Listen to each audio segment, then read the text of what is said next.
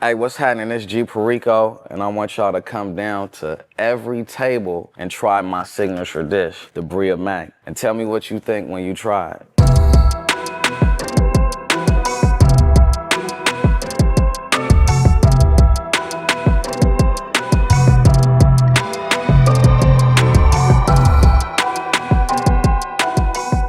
So I'm excited to get cooking. Really, I can already start smelling the flavors that we're cooking. So the first thing we're gonna start doing is cooking the pasta. Pour it in slow. You just go right in there. No splashback. There you go, that's smart. So the next thing that we're gonna do is make the birria braising liquid. First, some beef broth here. Boom. Some orange juice. The orange juice is not necessarily traditional, but the citrus notes and the sweetness and the acidity really lend itself well to this preparation. Add that good flavor. I thought that was egg at first. So we add some onions. Good garlic cloves. This is tomato paste. And then this is some chipotle paste. Adds some nice spiciness, but also smokiness to the dish. Definitely need spice. I'm big on spice. Big on the spice, Yeah, you like heat? I put hot sauce on everything. So we have here some dried pasilla and some dried guajillo chilies. Guajillo. Yeah, The and seed so is where most of the spice seeds, at, huh? yeah, but this lends a lot of that deep, complex flavors. So this is cumin, Cumin. coriander. Can't leave out the oregano. We got the cinnamon, Brown sugar, bang. some brown sugar, apple cider vinegar, kind of adds some nice pop and acidity. Some Worcestershire, which is going to add a nice element of like umami background note. So this wouldn't be in the traditional birria, but this is where we're crossing some lines over into like some barbecue flavors. So Yeah. This is black pepper. Good sauce. All right, and some salt. Blend that up. Oh, it's looking good. Yeah. Yeah, so this is not your typical flavorless dish. You know, it takes a long time. You know, the whole time it smells good. You're waiting. You want to eat it. You want to Yeah. pull it out, but you just got to wait those 3.5 hours Yeah. and it just comes out magic. So do you want to go ahead and just season that up with some salt? So how much am I doing? The whole thing? or- Yeah. Maybe a little heavy. We'll knock some off and then we'll do pepper. It's love put into this dish right here. And this is like a real cultural plate. I'm from Southern California. Yeah, it's a big Hispanic population and black population. So it's like we eat tacos and we eat soul food. Yeah. So blend of both worlds. Yeah, a little blend of the both. Exactly. For this, we're going to go ahead and peel our sweet potato. And then after it's roasted, it comes out, toss it in some hot honey. Really nice, got the sweet flavors, a little acidity, put a little vinegar in there, Yeah. put some pops of cayenne and chipotle. I haven't done this in a very long time. Since I was in the kitchen with Granny. What kind of food did she like to cook for you? Lots of soul food, chicken, smothered chicken, steak. Like I love steak and beef to this day. Okay, you gotta excuse my technique. So let me ask you what you eat on the road then. And you know, a lot of the times I'm fasting a lot too, because when we on the road, it's just like a lot of fast food. So yeah, I love ceviche, tacos, you know, typical Southern California food. Right, well now you'll have another option when you go to Everytable. You'll have your own meal to pick up. Oh yeah, we going platinum with this one. Okay, I think I found a new technique with this. There you go, a little overhand. Nothing like that sizzle. So while you finish peeling that up, I'm just gonna go ahead and season the other side. How this looking? That looks perfect. You smell that already, that Smelling beef great. and the pepper. Smelling great. The flavors are in the air. We're gonna roast those up in the oven while this is cooking. Are you lefty? Lefty, That's where all the creativity comes from, huh? definitely. Right? All right, so now what we're gonna do, G, is we're gonna add this liquid over our beef. Okay. Just pour that all over the beef and on the pan. Okay, let me get an even spread. Slow it down some. Yeah, that looks beautiful. Ah, this is smelling Right? good. All this liquid is gonna This is is gonna be smelling- part of the sauce that we serve with it. So Man, this is smelling so smells good. great. So we're gonna add a cinnamon stick to that. Do I just drop it in? Put it right there, and then a couple of bay leaves. We're gonna put that lid on there, and we're just gonna pop this in the oven. Man, that smells so good. We giving away the secret recipe.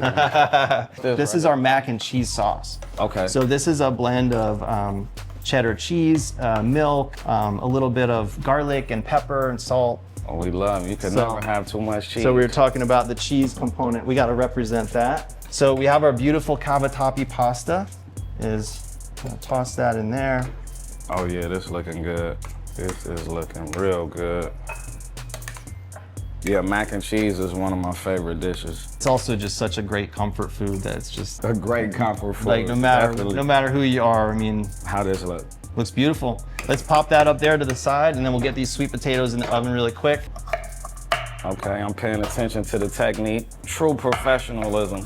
So now we're just gonna add a little bit of oil, a little bit of salt, and some pepper, and we'll pop these in the oven, roast those off. All right.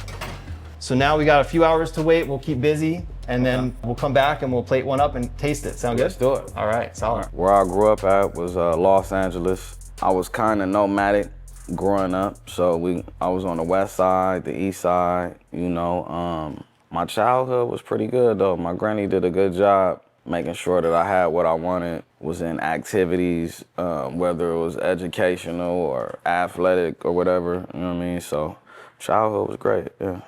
So my grandmother, she was a hustler.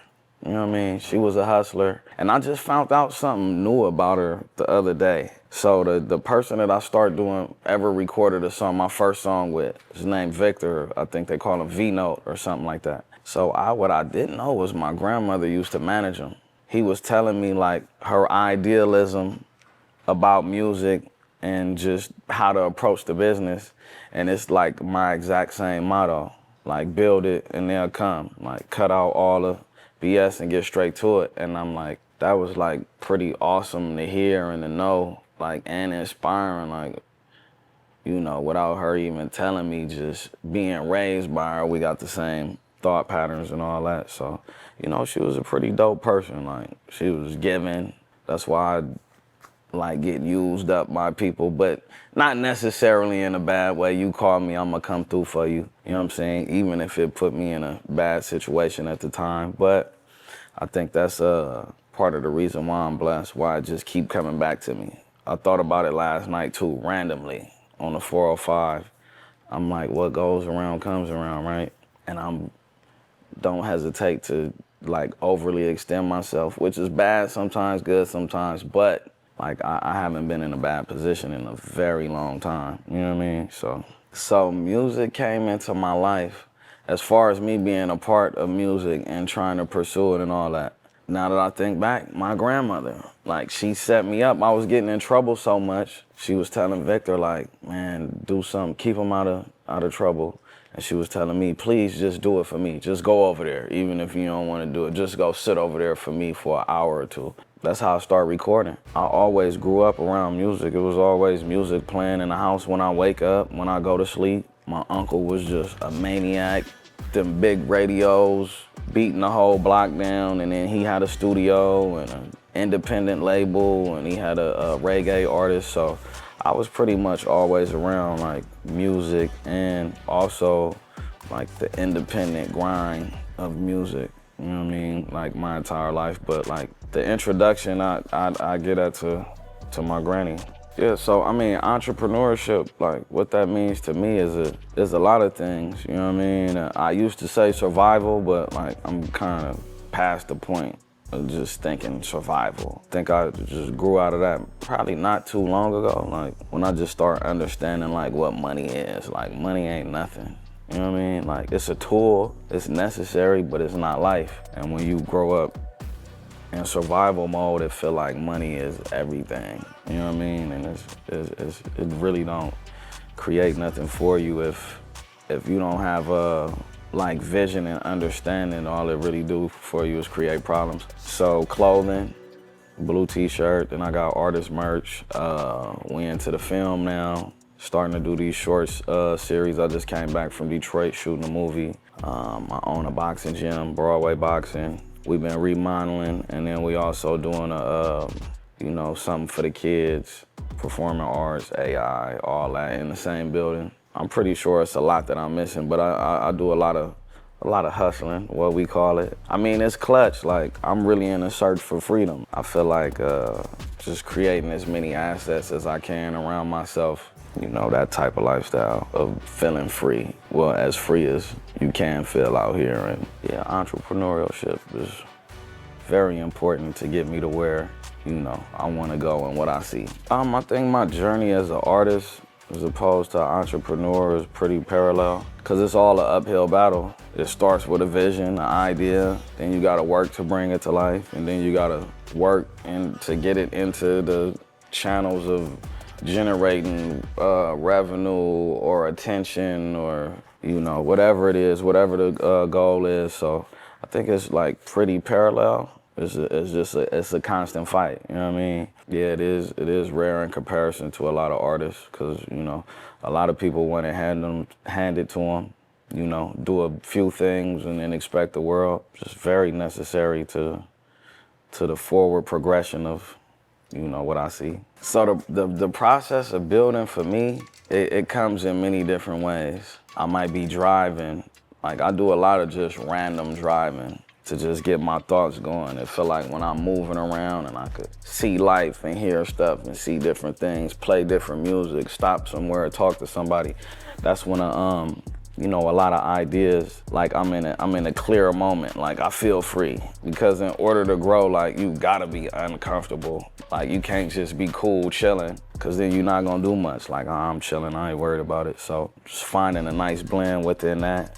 But, you know, bringing an idea to life, like being inspired, of course, you know, and then is it a good idea? You know, and if it's a good idea and if it's crazy enough, because if it's simple, like I probably might just overlook it. So if it's something difficult, if it's enough people telling me that it can't happen, then that's what I'm gonna go after. You know, once you get out of that stage, it's just like, you know, bringing it to life, writing it down. Say for instance, whatever the business is, I write down where I see is success on the board, and then I work backwards from all right, what is the meaning of this? What is the purpose of this? How does it connect to people? What do it make you feel like? What it's supposed to sound like? What it's supposed to look like? You know, I organize all that and start working backwards to, you know, get to the, I don't know, for the lack of better terms, success or, you know, just being from Southern California. Like, I grew up with a lot of Hispanics, a lot of Mexicans, a lot of El Salvadorians. I grew up on a lot of Hispanic food, you know what I mean? But I also grew up on a lot of soul food. So it's just like a nice blend to bring the cultures together because we all like both down here. It's really not anything that I could think of that's a blend of both, that bring both together. The culture I come from and the world that I come from could appreciate because that's just like back to creating and like bringing an idea together like, okay, how is this important to the people? How is this a conversation to the people? How does this, is convenient to the people? Is this something that they would like? It's just something that I never seen before. There've been plenty of times where I got leftovers and I got some tacos and I got some asada tacos or shredded beef tacos and I got some mac and cheese and some greens and I eat them both, you know what I mean? So I'm pretty sure a lot of people probably experienced the same thing growing up out here. So yeah, that was a lot of the thought process going into it. What I want people to feel across Los Angeles, Southern California, and like even across the world, you know, where it's different Everytable locations at, I just want them to say one thing. Bomb. I need some more. That's it. Okay. Straight up, that's it. No long, drawn out, This good, I need some more. We're gonna start our plate with our mac and cheese.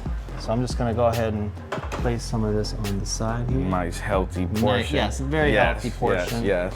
This is the birria beef. It's smelling delicious. Yeah, seasoned black beans. Black beans is also one of my favorites as well. Yeah. Oh, that smells. Right, you catching that now? Yeah. These are our sweet potatoes. Drizzle a little hot honey. Yeah, so it's got some really nice flavors. So this is a cheddar cheese, pairs nicely with the birria. These are some tortilla crunchies, which we can do I put this on the top? Yeah, right on top. Add that crunch. The crunch. We're gonna finish with a little bit of fresh chopped cilantro. My favorite part. Yeah. Cilantro. Sprinkle that all the way around. Yeah. How's that? Do I got it looking good? That's beautiful, man. You ready to go? Get in there. All right. Oh man, the flavor. There's so much going on right now, and I'm loving it. The birria, The seasoning is like no other. I need some of this seasoning packaged up. I'm trying to keep it professional, but I want to just pig out. Well, nice job, G. This is so good. I had a lot that I wanted to say, but just speaking for itself, coming to every table near you, we're going platinum with this for sure. I think this is like a one-of-one situation. You can't really get this nowhere in the city. Scratch prepared, fresh made, affordable, and delicious.